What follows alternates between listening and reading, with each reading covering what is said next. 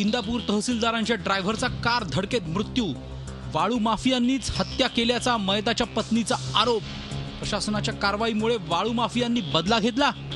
उजनी जलाशयात गेल्या काही वर्षांपासून सुरू असलेल्या वाळू चोरीच्या नेटवर्कवर प्रशासनाने जोरदार कारवाई केली। या कारवाईनंतर तहसीलदारांचे चालक अनिल काळे यांना एका टवेरा गाडीने जोरदार धडक दिली, त्यात त्यांचा मृत्यू झालाय। मात्र हा अपघात नसून वाळू माफियांनीच ही हत्या घडवून आणल्याचा आरोप काळे यांच्या पत्नीने केलाय।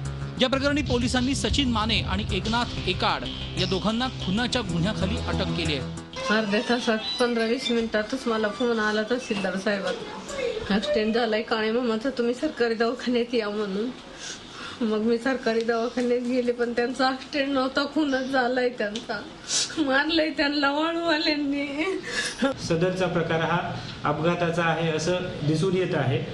सदर प्रकरणाच्या अनुषंगानं पोलिसांनी 2 आरोपींना ताब्यात घेतलेलं असून ते दोघेही वैद्यकीय तपासणी केली असता नशेमध्ये असल्याचं लक्षात आलं। वाळू माफियांविरोधात प्रशासनाने केलेल्या कारवाईमुळे गेल्या काही दिवसात वाळू माफिया आक्रमक झाले होते।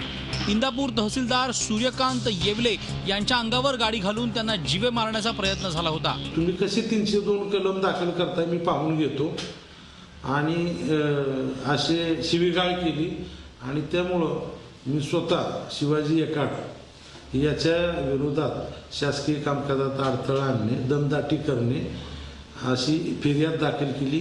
वाळू माफियांच्या विरोधात आता राज्य सरकारच्या पातळीवर कारवाईची मागणी होतीये। वाळू माफियांना कोणतीही दयामाया न दाखवण्याचा महसूल कर्मचाऱ्यांनीही निश्चय केलाय। राहुल ढवळे, झी मीडिया, इंदापूर। झी 24 तास रहा एक पाऊल पुढे।